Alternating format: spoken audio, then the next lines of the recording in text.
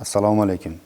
Bugungi brifingda O'zbekiston Respublikasi Prezidentining 2020-yil 8-iyundagi PK 4742 sonli tadbirkorlik faoliyati va o'zini o'zi band qilishni davlat tomonidan tartibga solishni soddalashtirish chora-tadbirlari to'g'risidagi qaroriga asosan o'zini o'zi band qilgan shaxslar to'g'risida qisqacha huquqiy tushuntirish berib o'tmoqchiman.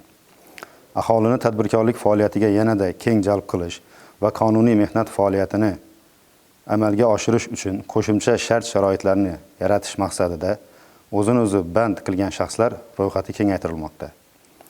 O'z ishini o'zi topib, uni o'zi bajarish orqali daromad ko'radigan jismoniy shaxslar o'zini o'zi band qilgan shaxslar hisoblanadi.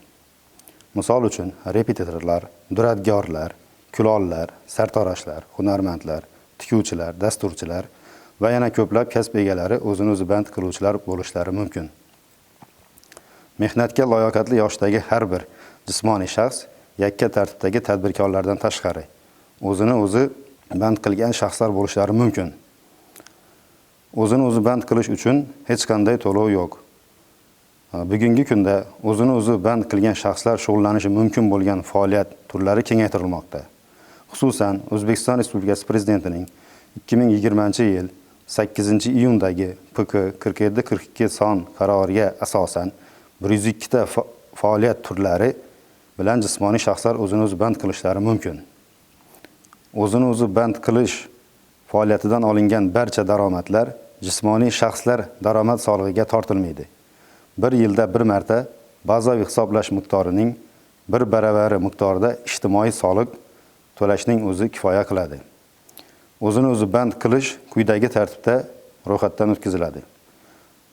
Tuman soliq inspeksiyasiga murojaat qilgan holda soliq to'lovchining shaxsiy kabineti mygov.uz sayti yoki Davlat soliq qo'mitasining soliq mobil ilovasi orqali mustaqil ravishda ro'yxatdan o'tishi mumkin.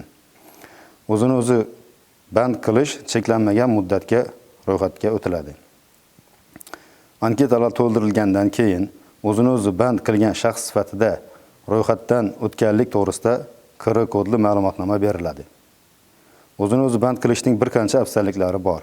Misol uchun, uyda ishlashning qonuniy imkoniyati, tasdiqlangan ish staji va pensiya, rasmiy daromad, minimal soliq to'lash, mijozlar bazasini kengaytirish, minimal hujjatlar orqali faoliyat yuritish. O'zini o'zi band qiluvchilar hech qanday sug'urta va boshqa yig'imlarni to'lamaydilar. E'tiboringiz uchun rahmat.